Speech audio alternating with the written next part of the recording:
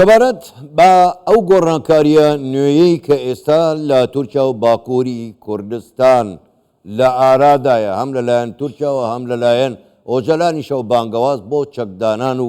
هەوڵدانە بۆ گەیشتن بە ڕێکەوتن و چارەسەری کێشەی کورد لە تورکیا. لەم ناوەشدا سەرۆک بارزانی بەردەوام ڕۆڵی زۆر گرنگی هەبووە، هەم ئەو شاندەی چوونە ئەمرالیوە ئەمڕۆژ لەگەڵ چەند پارتێکی تری باکووری کوردستان کۆبووتەوە تا سەرنج و تێبینیەکانی خۆی بە ئەوانیش بڵێ. بۆ ئەوەی قسەی زیاتر لەسەر ئەم بابەتە بکەین کە داخۆ ئەمانە بە شۆ دەگەن و ئەم پرۆسەی ئاشتیە چۆن دەچێتە پێشەوە. میوانێکمان لەگەڵدایە، لەگەڵ میوانەکەمان قسە و باسی زیاتر دەکەین. میوانەکەمان زۆر بەڕێز مستەفا ئۆسچەلیک، سەرۆکی پارتی وڵات پارێزانی کوردستان، ڕاستەوخۆ لە ستۆدیۆ لە لامان میوانە. کاک مستەفا زۆر بەخێر بێن، گەلێک سوپاس بۆ بەشداریکردنتان لەگەڵمان سەرچاوم. باشە، با بەڕاستی لەم پرسیارە و دەست پێ بکەین. پێشتر ئەو شاندەی سەردانی ئیمرالیان کردبوو، سەردانی سەرۆک بارزانیان کرد. ئەمڕۆژ ئێوە سێ پارتی باکووری کوردستان بە هەمان شێوە سەردانی بارزانیتان کرد و لەگەڵ سەرۆک بارزانی دیدارتان هەبوو تا هەم ڕاو بۆ چوون و سەرنجەکانی ئەو وەربگرن. بەڵام پرسیارەکەی من ئەوەیە، ینی ئێستا ئێوە لە باکووری کوردستان سەرنج و تێبینیەکانی سەرۆک بارزانی چۆن دەنرخێنن؟ بەڵێ ئەمیرۆ وەک پارتیا وڵاتپەرێزانی کوردستانê پارتیا سۆسیالیستا کوردستان و پارتیا ماف و ئازادیە، ئەم وەک سێ پارتی جەنابێ سەرۆک مەسعود بارزانی پێشەوازیە مە کرد و ئەم سپاسیا جەنابێ وی دکەن. جەنابێ سەرۆک مەسعود بارزانی ئەم بخوا نەبەس وەک سەرۆکێ پارتی دەموکراتی کوردستان، ئەم وەک مەرجعیەتێک نەتەوەیی بۆ هەموو کوردێ جیهانێ دبینن، ئەم زەلالی وێ دەبێژن بەروێژی بیر و ڕای بورە کاک مستەفا، ینی ئێوە ینی بە تەواوی کورد باوە بڵێن هەمووی جەنابی سەرۆک بارزانی وەک مەرجعی کورد دەبینن. ئەم دبینن و دنیاشی وەها دەبینن، دەبێ ئەم vê ڕاستیە قبول بکەن ببینن و ji ber wê jî îro me xwest em bîr û ray û pêşniyarî û tecrübe û fikrên cenabê serokî bizanibin di derbarê vê pêvajoyê de û me bîr û rayê xwe gel cenabê wî parve kir. Me behsa xebatê xwe li Bakurê Kurdistanê kir, niha wek PWK, PSK û Hexpar li Bakurê Kurdistanê xebatê me henin, hev xebatê me hene va çendakê و ام دخوازم وانا پیش تا ببین. ما ده 22 چلیا پیشین 2024 آمده کم خبات گلک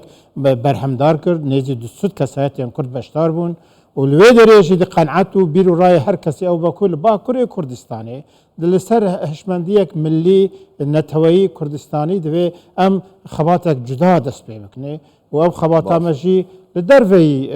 دم خبات دم پارتی و دروی خبات هدا پاری ام ناوندک ملی دموکرات چه بکنه بیکو ام دجایتی و دجمناتیه بلایان دی بکن ام سیاستا گشتی ما بحثا خبات خو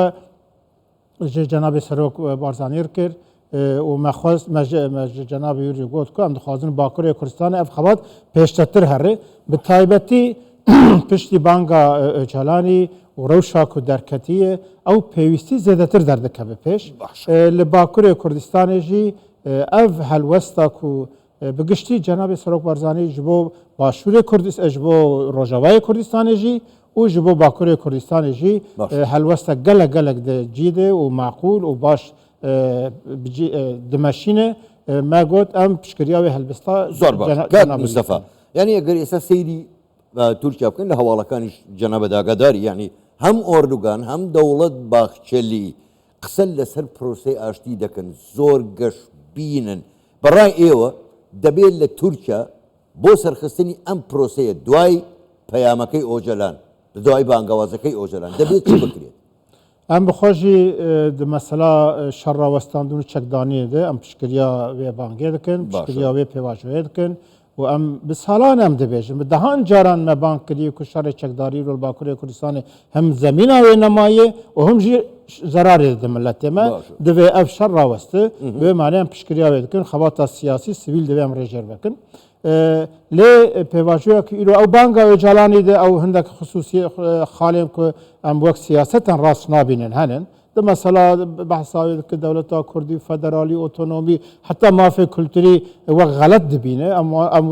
نلقل وافق يعني كواتا أبي كرد ببورة كاك مصطفى يعني داواكاري حتما ملتك دوري 30 مليون كس أبي داواكاري هبي لم بروسي أشتيا يعني كرد أبي داواكاري كان يجي بيه جورجيا جايب كاتو امجی یک سروید بیشن ایرول باکور کردستانی شراوستاندون چکدانین باشه دوام که لی ایرو پیوستی به چه هیا پیوستی لسر داخوازن ملت کرد ین عاجل ایرو دکار بجیبه به همو آلین سیاسی ین باکور کردستانی و آلین سویل دزگاه سویل دوی ام تمثیلیت کردی چه بکن تمثیلیت کردی جی لسر اف داخوازن معقول دکاری درکب پیش یک دوی همو ناملت کرد به قبول کرن پرورده زمان کردی به قبول کرن ناسنامه کردی به قبول کرن آزادی فکری و ریخستنی هبه و او کسات حفظه ده زندان آدش بر فکر خود سیاست خود همو کس اجالانی دمیرتاش همو کس آزاد ببین ریا آزادی ببه و دولت ترکیه پیمان نام نتوی ای مذکر بجیبین افاس چهار داخوازن اساسی ام دبیجن داخوازن به میلیونان کردن باکری کردستانیه اف داخواز نه داخوازن عالی کی تنه دورو برکه تنه و دوی ام مثلا نل پش دریا و آوه کی نشفاف نمشاندن مخاطب دولت ترکیه دوی همو اف عالیین کردی لسر و داخواز برنامه معقول ببین مخاطب باش كاك مصطفى هر بابي موسر ام روداواني كامر رويان داو هم سردان بولاي اوجلان هاو امي امرو دمرتاش لا زندان و دبريد بونا خوشخانه بوي آگاهی لخزانه کی به یعنی ام پروسه بم خیراییه اما یان چون دبینی چه حال سنگانی بو اما ام بخو باش دبینن یعنی هگر ترکیه باکره کردستان شراوست و ریا دیالوگ ریا سیاست ریا دانستندن و بو ام باش دبینن نج بو کردن باکرتنه ایرو چکدانی و شراوستاندن پکه ده تاثیر گلک مزل باشوری کردستان بکه جبو باشوری کردستان گلک باشه دل روجاوی کردستان بکه اواب خود گاو که گلک گرینگه به معنی جی ایرو شنکل باکری کردستان حلوستن و داویه که اردوغانی باخچلی و اجالانی ده مسئله شراوستاندن هم پشکل لید کنه لی پرسا کرده پرسا ملت کرده پرسا کردستانیه دبید دوی مسئله ده ام آلیه کردی لآلی کی پشکری لراوستاندن شروع چکدانی نبکن لآلی کی جم داخوازن خوی نتوی بدن پیش دورده مخابن ری وقت بیجه بشکو که او غلط دست بکریه نه ام دبیجن نابك أو مسألة دنابينا أجلان ودم بارتي وهدف أو كانديل ودولة تركيا تواوي بارتا كردية كان يش باش دار همو بارتيان كردا ودزگاهن سيفيليان كردا كسايتين كردا لسر داخوازين كردا دوي مخاطب دولة تركيا بن نها أجلاني دبانگا خود دبيجه او وقتا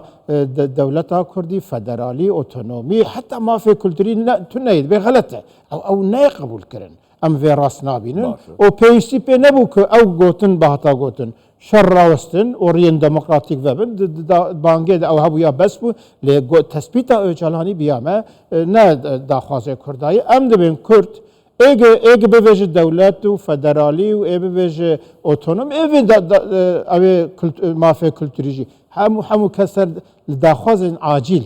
زمان کردی ناسنامه کردی و داخواز يعني هيك استاذ بكري كواتا كاك مصطفى يعني براي و اتر بابلين توبكه دكيتا برلماني تركيا دبي برلماني تركيا چه هنگاويك بني بونمونه يعني دستور دبي هموار بكريتو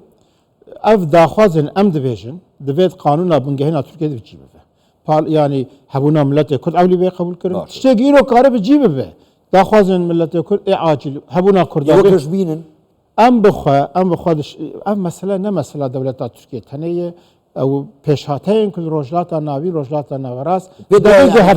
بدوای لدوای امانه مساله کرد شی کرد لترکیا یواش یواش چاره سر دبه جورک لجورکان ام دبیجن